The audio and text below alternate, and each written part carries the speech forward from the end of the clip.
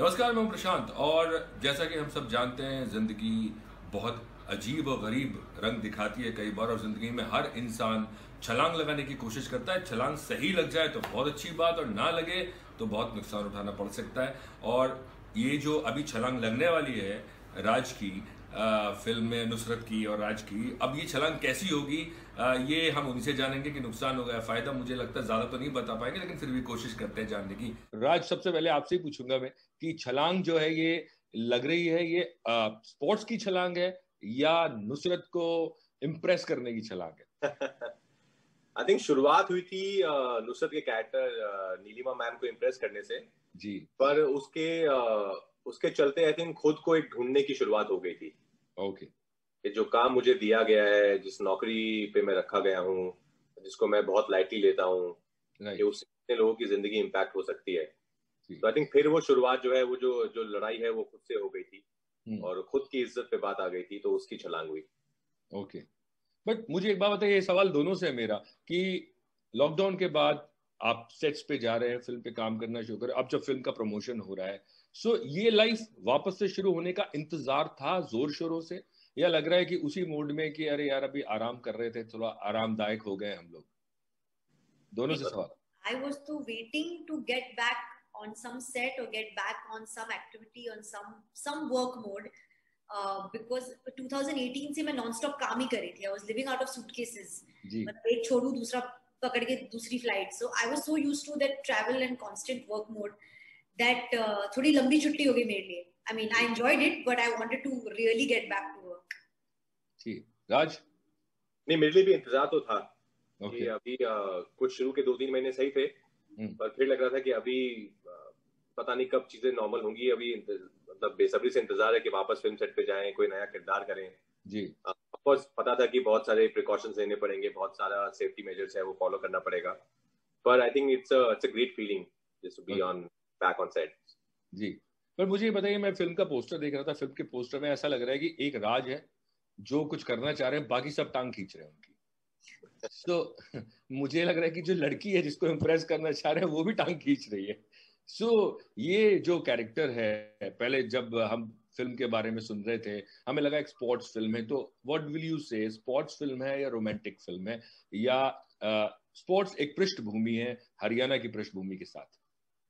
I think sports एक definitely एक पृष्ठभूमि है, और रोमांस भी है इस फिल्म में, लव स्टोरी भी है। लव स्टोरी की वजह से ही बहुत चीजें इसमें आगे बढ़ती हैं फिल्म में, लेकिन एक स्पोर्ट्स कॉमेडी है एक्चुअली ये।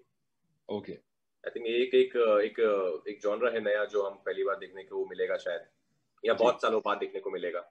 राइट। कि एक आप स्पोर्ट्स को एक बैकग्राउंड रख के उसमें कैसे आप उसके इर्द गिर्द ऐसे कैरेक्टर रचते हैं कि उसमें एक बहुत ही रियलिस्टिक कॉमेडी, एक सिचुएशनल कॉमेडी उभर के आती है।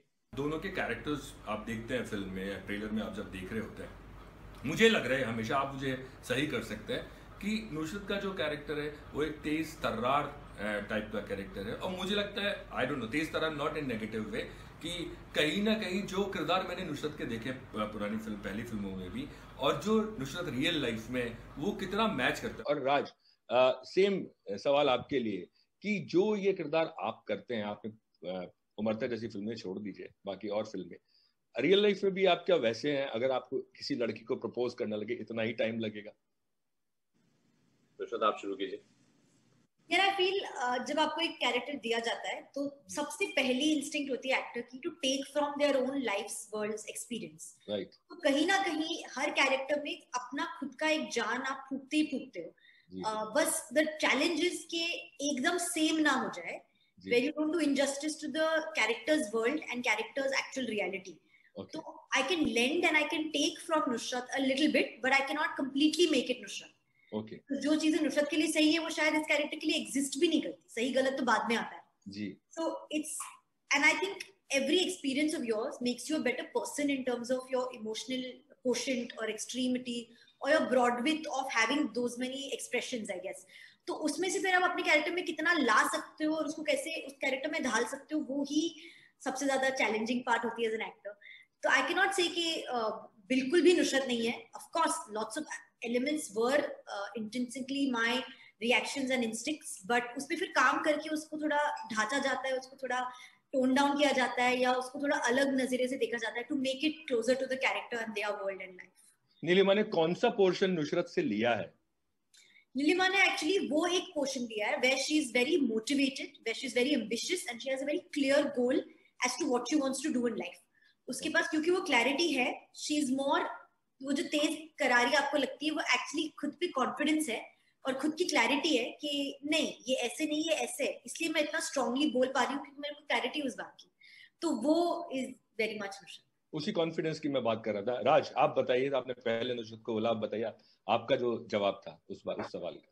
मैं कुछ चीजें हैं जो मैं, जैसे अगर डिपेंड करता है, जैसे ये जो दुनिया है छलांग की, ये मैंने देखी है अपने आसपास व्हाइल ग्रोइंग अप। मैंने ऐसे टीचर्स, ऐसे स्टूडेंट्स, ऐसे किरदार देखे हैं, तो मैं उनसे चीजें उठा के अपने कैरेक्टर में डालता हूँ। लेकिन एज राज तो आई थिंक अभी तक, क्योंकि मैंने डॉक्यूमेंट्री नहीं बनाई है राजकुमार राव के ऊपर, तो राज तो कभी आपको स्क्रीन पे नहीं दिख पाएगा, क्योंकि मैं जो हूँ वो बहुत अलग है इन किरदारों से। मैं ऐसी सिचुएशंस पे नहीं हूँ, मैं ऐसी जुबान यूज नहीं करता हूँ, मेरी ऐसे दोस्त नहीं है, जिंदगी नहीं है। तो आई थिंक अभी तक तो राज हमको देखने को आई थिंक नहीं मिला है स्क्रीन पर। पर कभी कोई कैरेक्टर लिखेगा जो राजकुमार राव है तो मैं राजकुमार राव नहीं करूंगा।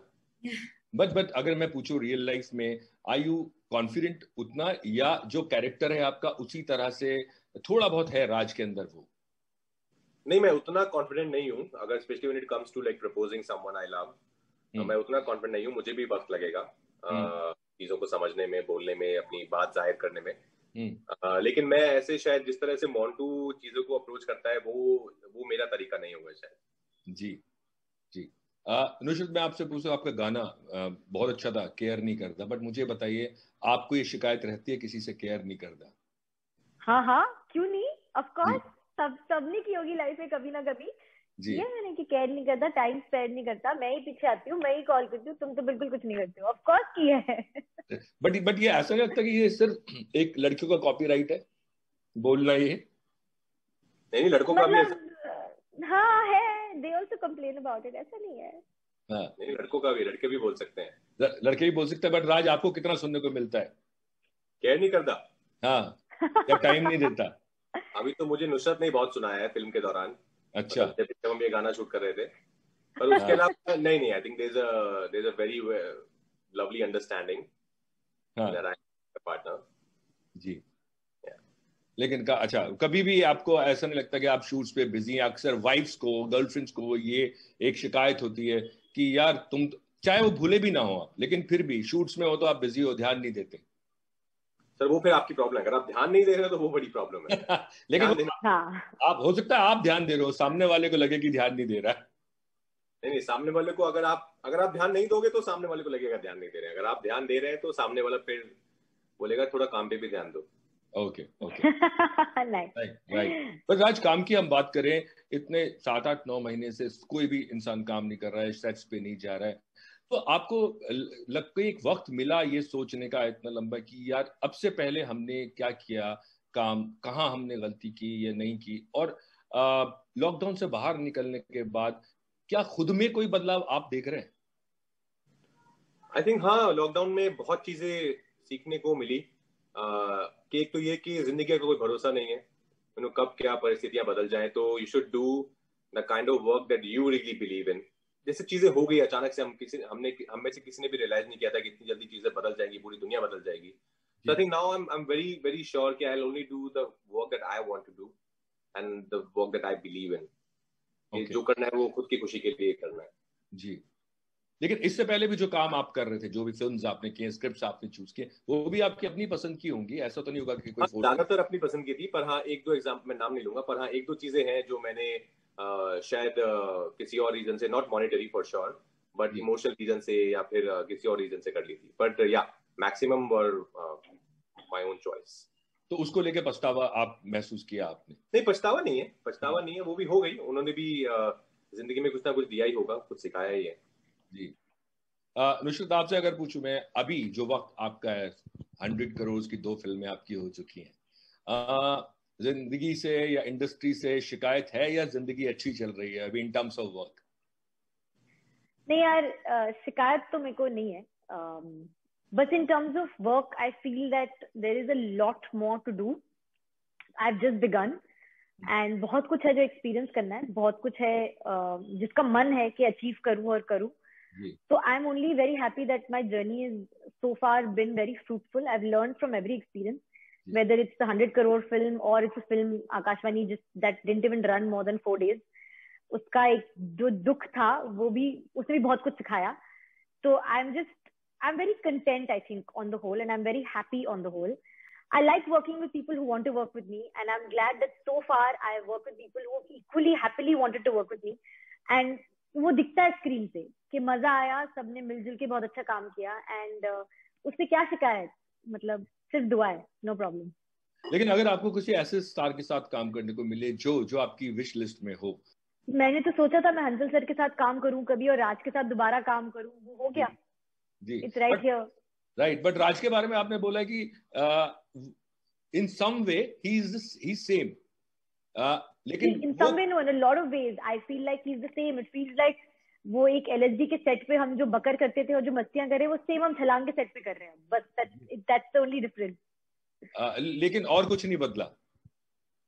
I feel he's changed as an actor a lot. I think he's touched heights and he's done so much that he knows exactly what to do, what not to do. Like I will still be struggling. मैं set पे आके nervous हूँ कि मैं 50 बार पूछूंगी कि ये सही था, ये नहीं था, मैं क्या करूं, मैं सही कर रही हूँ, मैं गलत कर रही हूँ.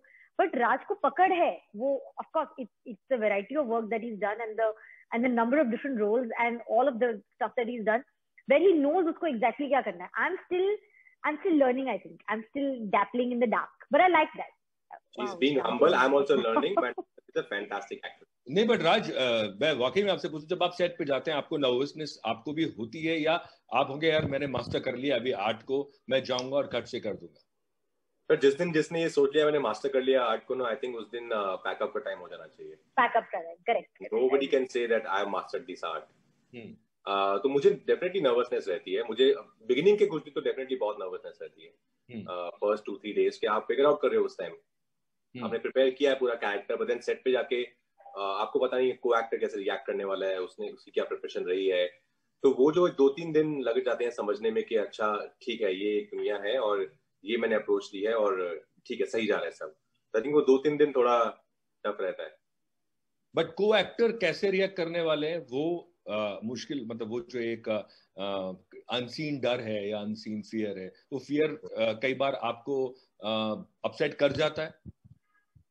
नहीं अपसेट नहीं करता है. Luckily in my case I have been very fortunate कि अभी तक जितने भी मेरे को एक्टर्स रहे हैं वो ज्यादातर सब बहुत ही सपोर्टिव और एक टीम को साथ में लेके चलने वाले रहे हैं.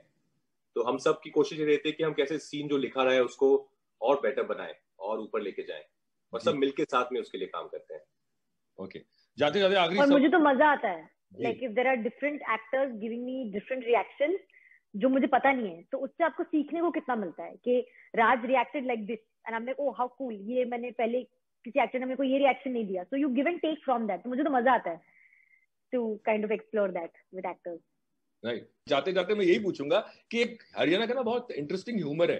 सो वो उस दौरान शूटिंग के दौरान कोई एक ऐसा किस्सा जो आपको वहां के लोगों से सुनने को कुछ ऐसा ह्यूमर मिला हो? जिन्होंने राज की मम्मी का रोल प्ले किया है उन्होंने बलविंदर राइट, बलविंदर जी NSD से है उन्होंने. हाँ जी. तो उन्होंने पहले एक दिन मेरे साथ बैठ के लाइंस भी की थी, because I wanted to keep revising lines.